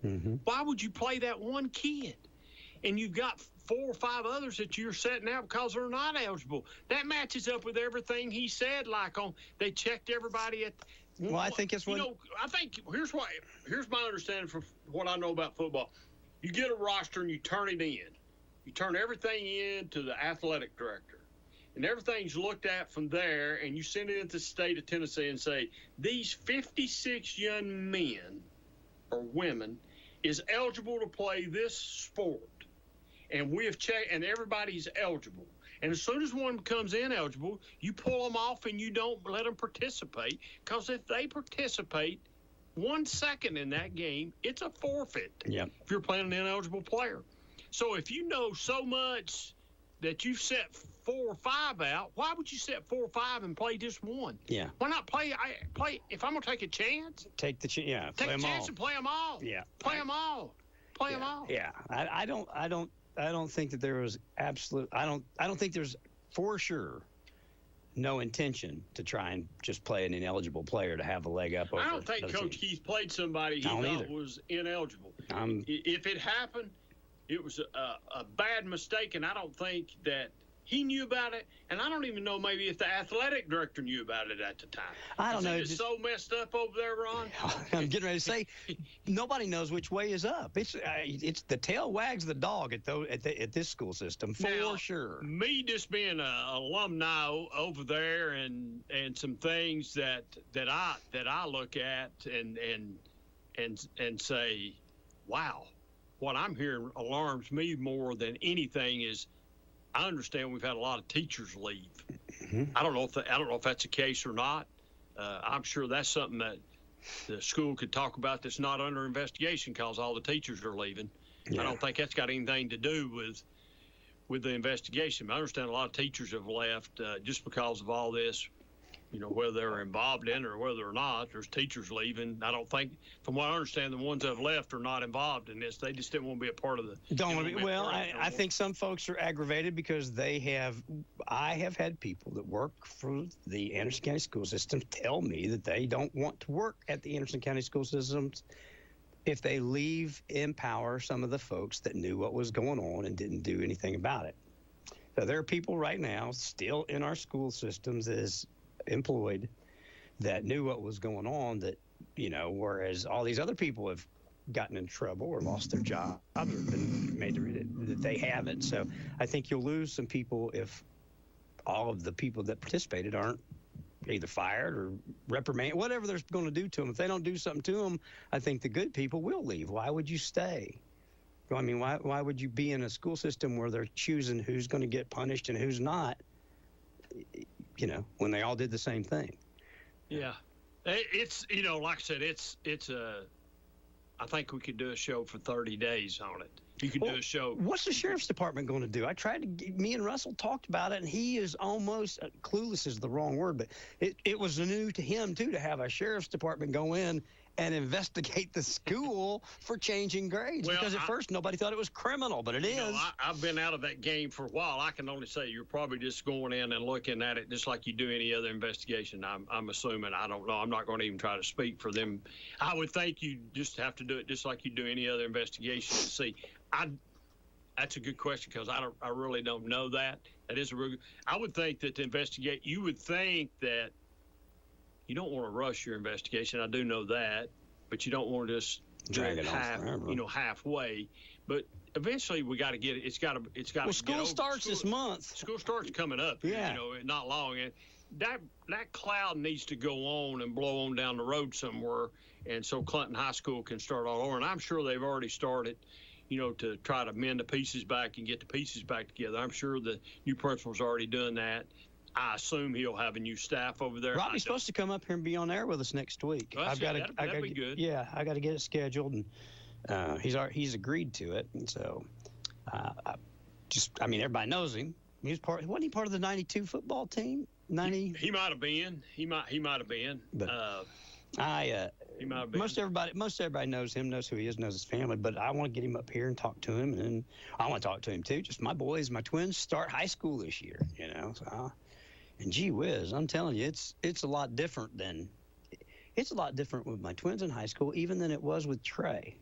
Just the 4 or 5, the 4 years difference. Yeah, man, it's just, the vapes and stuff have gotten really bad. Yeah. At least at the middle school, they were. It's things are not, well, I shouldn't say you talk about vapes, because when I went to high school, there was still a smoking area. You smoke cigarettes. You could go to a place and you could go. We had a smoking place at high school up in Campbell County too. You could go out in the back on the common, right out there in the circle, and out in the back, it's not out in the back. It's really at the front of the school. If you're looking towards Hillcrest, there was a smoking area there. And also, if you'd been rabbit hunting or squirrel hunting that morning, you could have your shotgun hanging on the rack in the back of your car or truck when you pulled on the ground. You do that today, and the National Guard's coming in. It's You're not a going to new do world that today. So that's how it is, a different world, and that's how times have changed. So it'll be interesting to see what actually comes from all of this. It might not happen as fast as me or you want it, but it'll come to an end eventually. I just think the right thing to do, and I'm all I know is what people tell me. I wasn't there, so I didn't see any of this. So we're all just listening. But if I just believe that if there were people there and they knew what was going on, that they need to be held accountable. I don't know. It's just. Our kids are our most valuable thing, period. End of question. And we entrust them to go spend 8 hours a day with teachers, administrators, and people that we believe have their best interest at heart. And I just don't like the fact that there are people that work at Anderson County School System right now that were part of picking the bad ones and getting the bad ones out, and they've not been reprimanded or I'm gonna wait till everything's over before I kick up any dust, because they might be called out yet. But I just think everybody that had part of it or was part of it needs to be reprimanded. I would have Go thought on. instead of trying to just change your grade and push them on through, we would have went another step and just tried to have helped them. Well, you were on the school board for the city, so you understand a little bit of what goes on. I can't imagine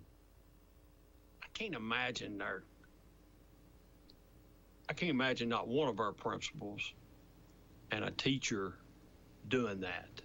That's cold. I mean, it's can't kind of imagine. callous when you say, hey, this one ain't good enough to be in school. I'm sure every teacher or every administrator would tell you, yeah, there's one kid that's a handful. Mm-hmm. But instead of doing that, we're going to wrap our arms around that handful, and we're going to do everything we can to make sure that kid gets the ed. You know, I think we sin, and I've heard you say this, and man, I hate to have to agree with you. Not that I mean that in a bad way. I know. But when we just went through this battle with vouchers, it stands up to a point now and thinking, hey, it's an example. What are we doing? Now, I'm still not for the. I'm just not for the vouchers because I don't think it's even.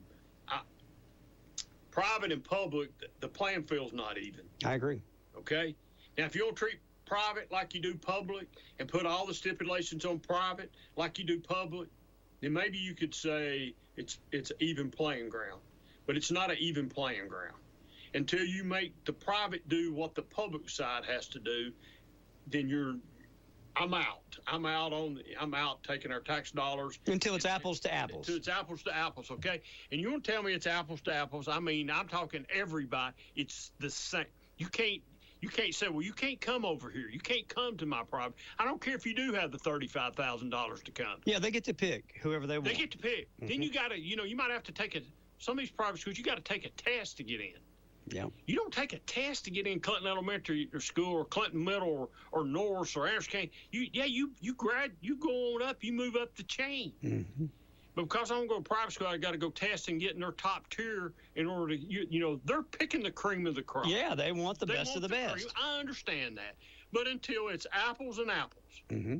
And, I really don't care what they're doing in Memphis or what they're doing in Chattanooga. I'm talking about what we're doing right here in Anderson County. I agree. What goes on in those other parts of the world don't really affect me, even though it's in the same state. I'm not tuned in down there. I'm tuned in here. Yeah. It's hard to say I'm against vouchers, but man, what about Clinton? What have they done? Well, and that's I think that it makes a good point of why people don't trust public schools anymore. That's just the truth. Some of the hardest working people. I agree. Some of the hardest working people are school teachers. I know. They're school teachers. They're so dedicated. Kelly Johnson sat here with me before, and I've told her, I always tell her every year when I go to 6th grade graduation, is those teachers going to start crying? They cry every year. I said, and she always would say, why? Because they're going to make me cry. Exactly. It is so sad, but they love on those kids so much. Mm-hmm. And I know teachers love kids. Yeah. You have to do that. You have to do it because you're not becoming a rich person by being a school teacher like other professions. It's all about you. It's in your heart. You want to help. It's like a police officer or a fireman. It's a service. It's a service, and these teachers are so invested, and they spend their own money, mm-hmm. take their own money out of their pocket, and do things for kids so kids will have things. And I learned so much by being on the city school board. I have so much more respect. Yeah. Than I did for teachers by becoming a school board member. I have so much respect for the administrators and what they have to do.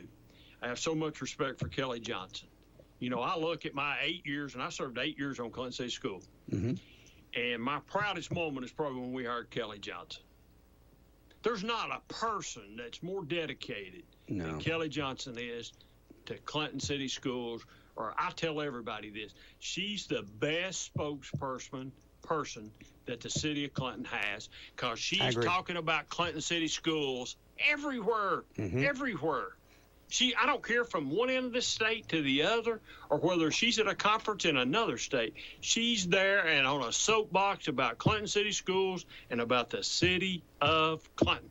I agree with you 100%. Teachers. And she does it. And for all the hardworking teachers that are at Clinton High School, I only got one thing to say: keep your head up. I think people know who you are. Keep your head up and keep on digging, man. I hope if that's one of the reasons too. I just hope that they take care of all the folks that were involved, so that the ones that weren't won't stay. You know what I mean? They see the problem corrected, and we get to keep the good teachers that we have. And we don't lose anymore. So, but we'll just see. I mean, I've never seen of or heard tell of a mess like this before, where now you've got TSSAA infractions, you've got two criminal investigations, and at the same time, whatever kind of investigation the board was actually doing into it that brought them to firing coach or not so you've got all this stuff going on. I mean, it's just a mess. It's just a mess. Nobody knows which way is up. Maybe the DA and the sheriff know more than obviously they're telling us right now, but for those of us out sitting here in the dark, it just looks like a mess that I haven't seen any resolution, I guess, other than the people that have quit. And maybe that all comes at the end. Whether there's, I don't know if there'll be any. I don't know whether it's misdemeanor. Whether there be any charges or not, I have no idea. Like I said, I'm out of that game and have been out of that game for a while, so I'm not even going to try to talk about it other than the fact I probably understand what they're doing a little bit, and we'll see what comes out at the end. I'm sure it's probably maybe something that might go to the grand jury. I don't know. If it's misdemeanor, it probably is not going to go to the grand jury. Some of it be some. I don't know. So I have a lot. Let me back up and say this about everything I've just said, and probably this is what I should have said anyway. I have all the faith in the world in Russell Barker. When I say I have all the faith, I mean that. I have all the faith in the world for Russell Barker. I think the men and women that he has will do the very best job that can be done. Bottom line, I have all the faith in the world in him.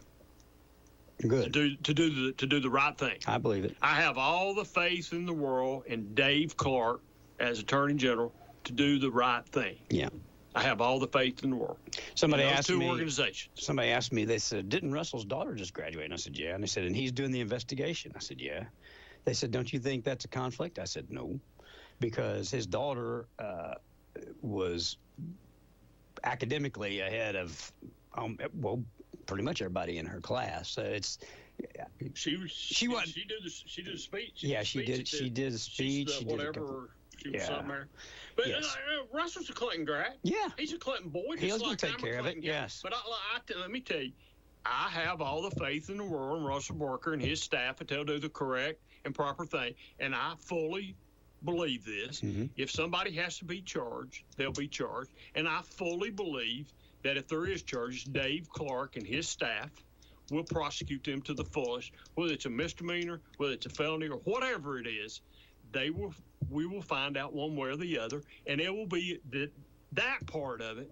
I can't speak for the schools because I don't know I don't know if somebody's doing it, what their qualifications are to even be doing an investigation. I don't know how that works. Me neither. But these two organizations I do know about. I know the two people in charge of both of them. I know them well, and I have all the confidence in the world in the Sheriff's Department, and I have all the confidence in the world in the Attorney General's office.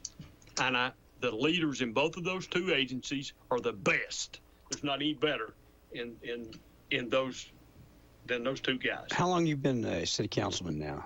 This is my second. I'm working on year 2 right now. And I know you enjoyed being on school board. How are you enjoying serving on city council? Not really. I've enjoyed what little, if somebody's came to me with something, be able to get something. Tell you what I'm more proud of than anything is getting employees, working with the city manager and trying to get, everybody on board about raises. And I'm not saying that was a job. It wasn't a job. Everybody was on board with it. Getting everybody, trying to get some raises and working with him. Let's trying to get police and fire salaries up and other salaries up because we're like everybody else, man. these guys and gals are going from place to place. I mean, just when you give whatever you give this raise, this city down here ups it another 3,000. Yeah. You give this raise, this city over here ups it another 4,000. Well, and our neighbor, right, Whacking Hut, is just down the street. You got Whacking Hut down the street that's paying what we can't ever pay. Yeah. What we can't ever pay. And I'll say this about the city: where can you go to work, have your health benefits paid for on you and your family? I agree. Make a pretty good wage today, and be right here. Right here. I mean, this is a great place to live, and it's a great place to work. I did enjoy working, being on the school board. I learned a lot, and I really feel like I got to maybe do a little bit more on the school board than I have on city council. But I enjoy being on city council. It's just the wheels turn too slow for you, don't they? Well, they always turn too slow for you. They turn too slow in the school department. The schools turn too slow sometimes too. But maybe after my tenure's up and I decide if because I don't know. I don't know if I'm going to run that in 2 years from now, if I will run again. I've not fully decided that whether I will or not. A lot of it will depend on my health, and that's something I wanted to talk about at the end because I know you relate to some of this, and I know us guys, we don't like to go to the doctor. No. And I know you've had people on your program before that's talked about this. Yeah. And, not only have I had a foot problem, I've had a prostate problem. Mm-hmm. I had to have my prostate removed, had prostate cancer, and it's a simple test, guys. Simple little blood test. Yep. Or there's a couple other ways to do it too. Go get your PSA levels checked and stay on top of that. Yeah. Don't let that get you because, man, as soon as mine got to where it was high, I didn't waste no time. I was right in Dr. Ramsey's office. That's my doctor. Yeah. I was right in his office and did it as fast as I could do it and had it removed. And there's only one part about the surgery that's really tough, and that's a couple days after, 7 days afterwards. And other than that, it's not no big deal. But, guys, don't mess around with this stuff, man. No, because this is something that's really, I ain't going to say it's preventable, but it's something that doesn't have to kill you. No, if you have to have cancer, prostate cancer is probably the best one. Get it early and don't mess around with it and quit. Come on, I know I don't like to go to the doctor. My wife will always say, "Well, I'll just go in with you and I'll tell him." No, I'll tell him. I can take care of it. I can take care of it.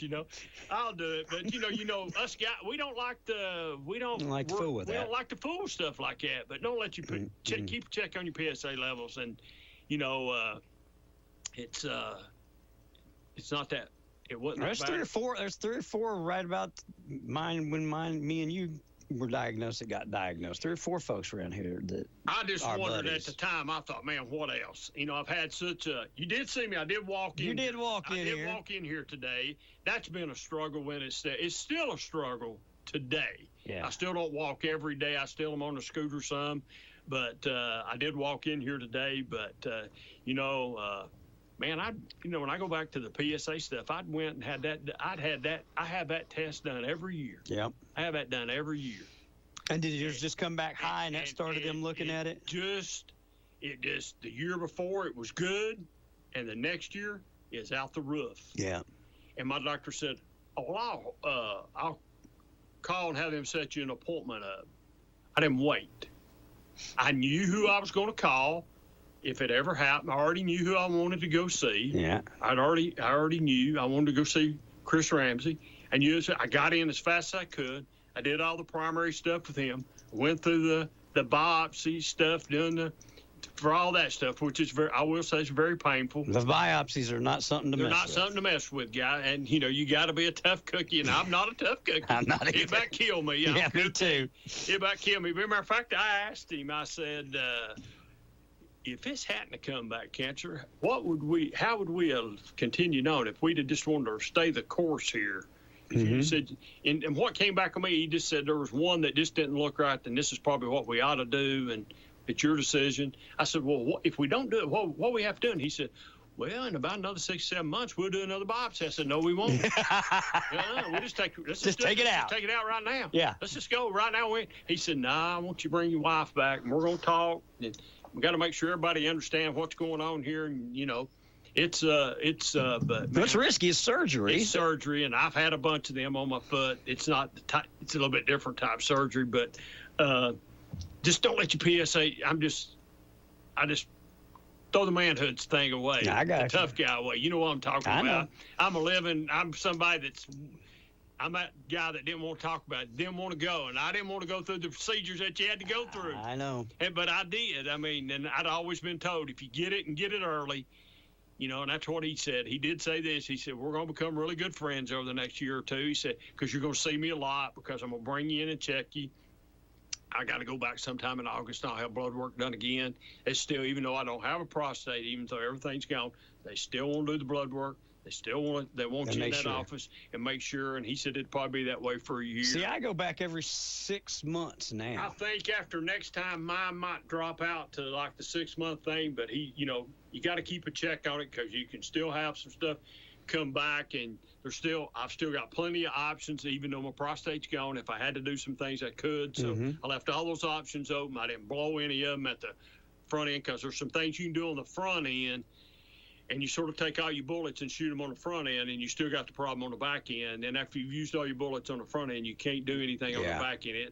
It enables you not to be. I'm not a doctor, so I'm not even going to try to. You just can't have some surgery after you've done some things on the front end. But just stay up on your PSA level. And you're talking from somebody that acts like a tough guy. That's really not a tough guy. So when it comes to stuff like that. Well, I'm the same way. I did not want Tracy went with me. You know what I mean? And she did exactly what you said. When I'd be like, no, that's okay. She was like, it is not okay. He's lying to you right now. You know, so she kept me honest. Yeah, you know, that's one good thing about I really I don't know if I didn't have my wife. I don't know what would have done the last 3 years, man, because she's had to really get me from point A to point B. I mean, that's like, you know, just at first being on city council and being on the school board when this all really started with me, just getting there. It's a lot of people thought I'd sort of wilt her away and get in a corner, and I didn't do that. No, I needed to continue on, and I ran for city council only because of E.T. Stamey. That's the only reason, man. I jokingly said, he said, I'm going to not run no more. Won't you run? I said, okay. And then E.T. gets sick. Yeah. And then he's cognizant enough to not forget it. And I first told him no, and you know, and I wound up doing it. A lot of people said, well, you can't get elected because you're not going to be able to go door to door. I said, I'm going to run my campaign a little bit different. I'm going to do this. I'm going to do that. You can get elected. You don't have to go door to door. Sure. There are some things you can do that, you know, didn't hurt that I'm sort of well known here. And it just had a bunch of people get on board with me, and word of mouth, and, you know, I got elected. And whether I run again or not, that's far in between. I've not even really got it on my mind right now. As I told, and I had, you know, I'm probably, as of right now, I'm not going back to Channel 12 on the Friday night scoreboard, trying to get my health right. Yeah. You know, I can't drive down there at night. I wasn't able at the time, and that could flare back up any time. And it's just really just not fair to my wife to have to come down there and sit out in the parking lot till 12:30 at night for me to get out and get me loaded up, get me in the car, and get me home. So I love Channel 12. I've loved being on the Friday night scoreboard. Just make Brad pay for you an Uber down there and back. Yeah, or let me fix me up where I can do it at the house. There you go. Sit in my recliner and I don't have to leave. But there we go. You know, between Channel 12 and WYSH for the fair and everything, Brad does a lot of things for us at the fair and has his own. We do a little 30-minute segment down that we have for years, and he's been playing it over and over. And just what you do without our, you know, our radio partner and our TV partners and everybody combined, it's just impossible to do. And I just love Channel 12. Oh yeah, good. I love Channel 12. Absolutely. I love what Brad Jones does down there on the sports thing. We're lucky to have him. For every year, I mean, for a long time, me and Ron Berry did the Wednesday night show together, and everybody thinks me and Ron Berry we hate each other. But we literally are really good friends, and we really don't hate each other. So, I get it. I love Ron Berry and Brad Jones and Chandler down there, and all those guys down there, and all the people that's worked there in the past. I mean, it's just a great place. Well, you know, you don't realize what you have till it's gone. And to have a local TV station, local radio station, local newspaper, the local things that we still have, we're lucky to still have them and still have a community that supports them. We really are. Yeah, and sometimes you think, well, I've done all this stuff and nobody really appreciated it. And I've found out completely different the last 2 or 3 years. I mean, the people that's, come up to me and give me encouragement to keep on, we're thinking about you and stuff like that. That means so much. You just don't. Oh, it does. You don't realize how much that means to, just for somebody to know you're down and out, and you just a little bit of encouragement goes a long way. It goes a long ways when somebody tells you, hey, is there anything, all the people, is there anything you can do that I can do for you and stuff like that? And it goes a long ways, and I've appreciated all that. And I'm so thankful that I've not only grown up here, but worked here and raised my family here and still live here today, and I'm still able to serve. I'm so thankful for the people of Clinton and the way they've treated not only me, but my family. I'm so appreciative.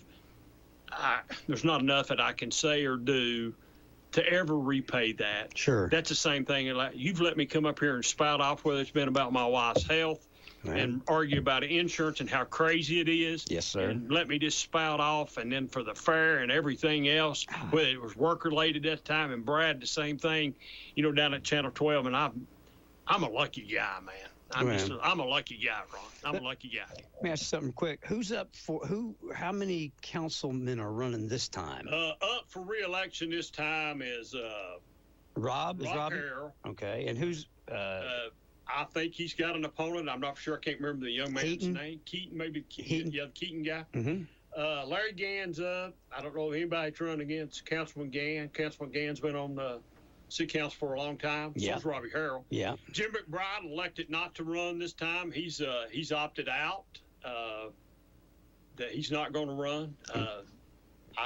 There's a name or two that's been mentioned. I'm not going to get up here and say I'm campaigning for anybody. No, but do we have people running for his seat so far? I don't know if anybody's qualified for it yet or not. I've heard a name that some people that the person might be qualified. I think that person currently sits on the city school board. Maybe. I'm not saying because I don't know. I mean, I was told that from her that she wasn't running, but I understand she is. So I don't know if she's running or not. Maybe at the time she just hadn't. What would happen if somebody didn't? What would they do with Jim's seat? That's a good question. It'd just be an open seat, and somebody from city council would have to appoint it. Okay. Let me say it. City council would appoint it, just like they appointed when I came off the school board. I still had 2 years left. We had to appoint somebody to fill my seat for 2 years on a school board. To finish out my term, and then they're up for because originally my plans were this 2 years would have been it for me. I was going to go off in the sunset. Sure.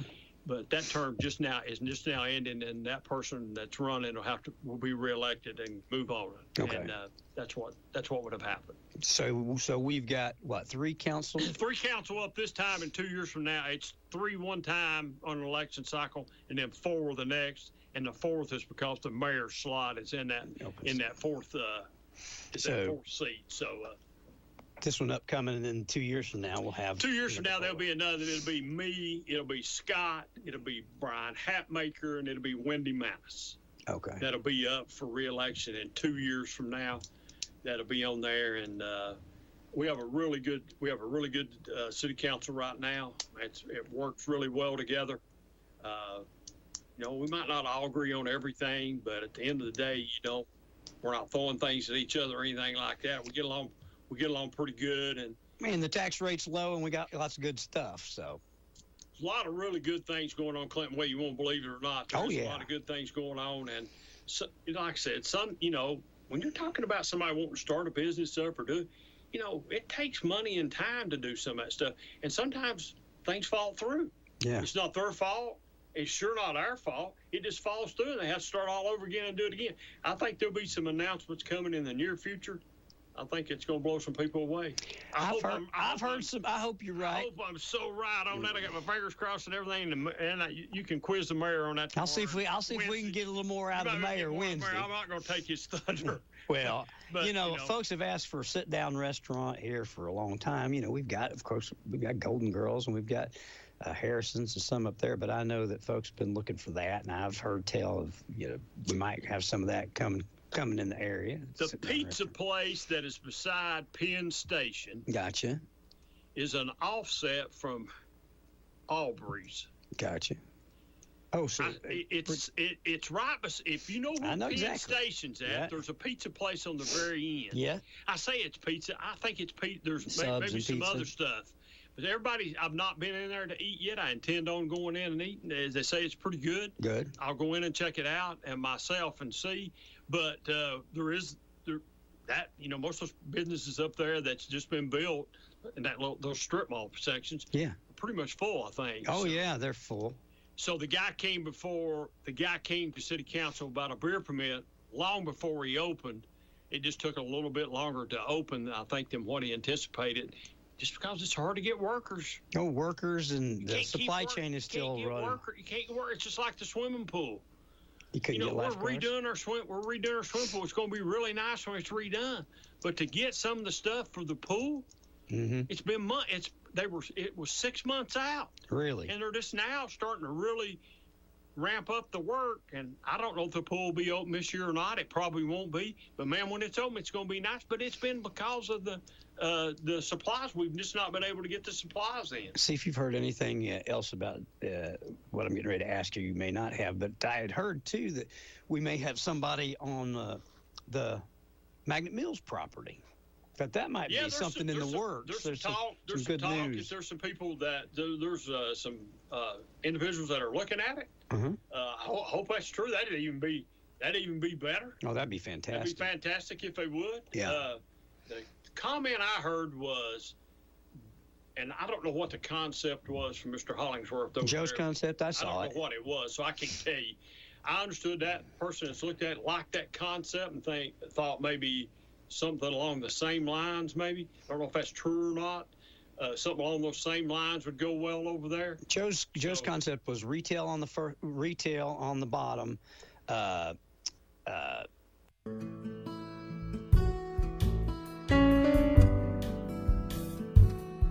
Maybe that's what's going to happen. I guess the key thing here is somebody's looking at it. That is good. Because I think it's set for a long time. We don't know. I don't know the realtor or who's doing it. So without knowing the realtor, if you knew him on a personal basis,